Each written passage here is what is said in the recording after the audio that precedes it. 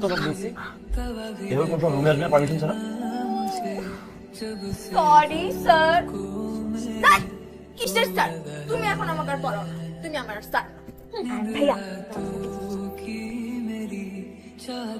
Cigarette নিয়ে আসছিস আবার? আরে সাথে যাওয়া মানে পড়ছি তো। একটা সিগারেট ধরাম না ভাইয়া। কান ছিঁড়ে একেবারে তোমার সিগারেট ধরছে। তো পাচ্ছি না আমি। বেশি ভাজি হয়ে গেছে না? তুমি মামা নাম করো। যা বাসা যা। আমি আন্টিকে বলে দিব। এখনই গিয়ে বল, জানা আন্টিকে কিন্তু বলে দিব তুমি কিভাবে ফুক ফুক করে সিগারেট টানো। যা বল। সত্যি সত্যি বলতে তোমার ছেলে কি করে তুমি জানো? সিগারেট খায়, একটা না দুটো না, এক প্যাকেট প্রতিদিন। আচ্ছা, তুই তো আইন ভাইকে সেই ছোট্টবেলা থেকে অনেক ভালোবাসিস। এটা তো তুই আইন ভাইকে বলে দিলেই পারিস। আমি এখন কি ছোট্ট সারা রয়েছে।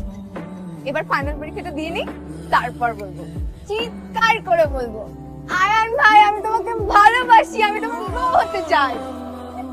কিন্তু যাই বলিস, আয়ন ভাই কিন্তু তোর থেকে বয়সে অনেক বড়। তো বড় হলে বড়, এইসবে আমার কোনো কিছু যায় আসে না। আয়ান ভাইকে না পেলে আমি মরেই যাবো। হ্যাঁ, আর তুই না সবসময় বলিস তোর কলেজের ছেলেরা তোর পিছে একদম পাগল হয়ে থাকে, সারাক্ষণ তোর পিছে ঘুরে। তো ওদের মধ্যে একজনের সাথে প্রেম করলেই তো পারিস। তুই কর না গিয়ে, তোরা তো দরকার পড়লে। আমার বাবা কাউকে দরকার নেই, আমার আয়ান ভাইকে দরকার। আয়ান ভাই, আয়ান ভাই, তুমি যে আমার কাছে বই পাঠিয়েছো, কেন পাঠিয়েছো? পড়ার জন্য পাঠিয়েছি। পাকনা পাকনা কথা না বলে মাঝে একটু পড়াশোনা কর, সময় তো পরীক্ষা। বিদ্যা ছাড়া তো কিছু পারিস না। আমার তো বই পড়তে ভালো লাগে না, তুমি পড়াশো না।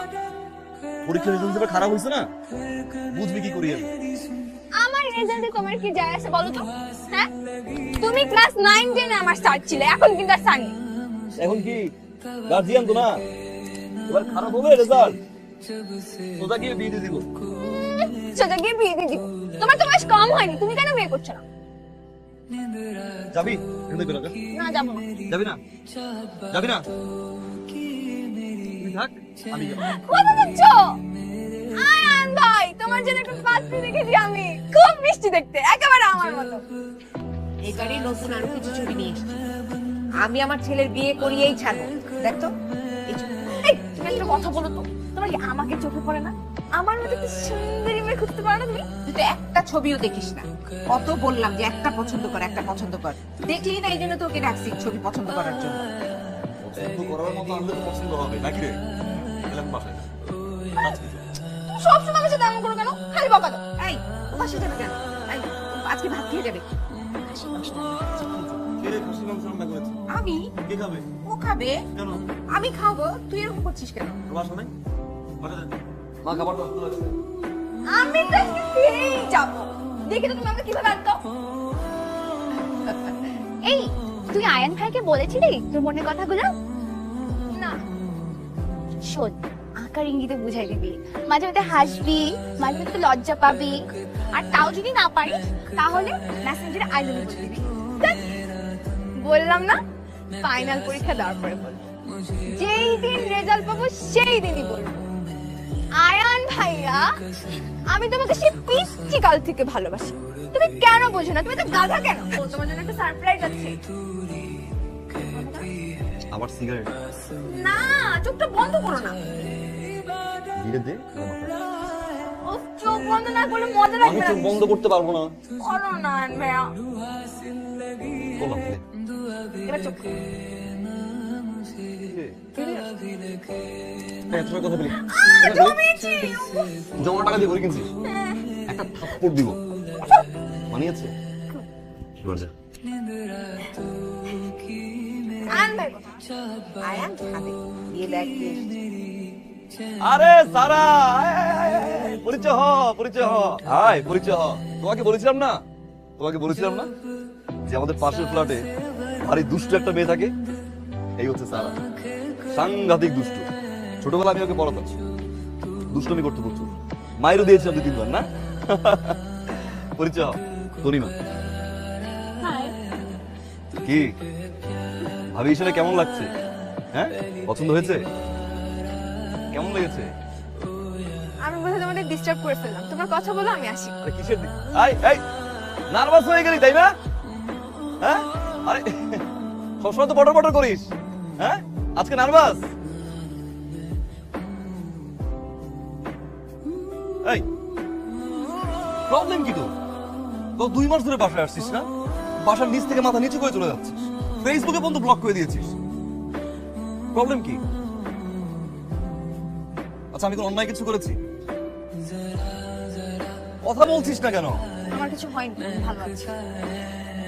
প্রতিনিয়ত নিজেকে বোঝানোর চেষ্টা করছি। এখন তার ছোট নেই, তাই না? বড় হয়েছে তো আমি। সময়ের সাথে সাথে মানুষ চেঞ্জ হয়, আমাকেও চেঞ্জ হতে হবে। আরে বাবা, কি কথা শিখছিস রে? হ্যাঁ? সময়ের সাথে সাথে মানুষ চেঞ্জ হয়, আমাকে চেঞ্জ হতে হবে। একটা থাপ্পড় দিও, কিছু হয়েছে? আব্বু ট্রান্সফার হচ্ছে, আমরা এখান থেকে চলে যাচ্ছি আগামীকাল। কিসের আগামীকাল? কোথায়? তোমাকে কেন বলতে হবে কোথায়? তুমি জানার কে? সব কথা আমার তোমাকে বলতে হবে? কেন বলতে হবে যে আমরা কালকে সিলেটে চলে যাচ্ছি?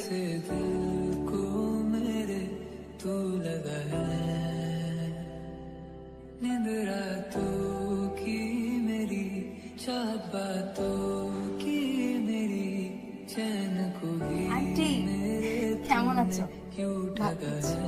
আয়ন ভাই কই? আয়ন ভাইকে দেখছি না যে, বাসায় নেই?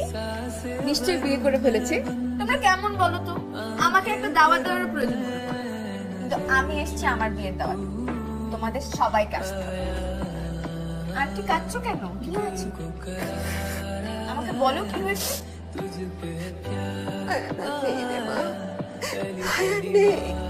আই এম সরি, আমার কোনো ওয়ে নেই, তোমার চাকরি নেই।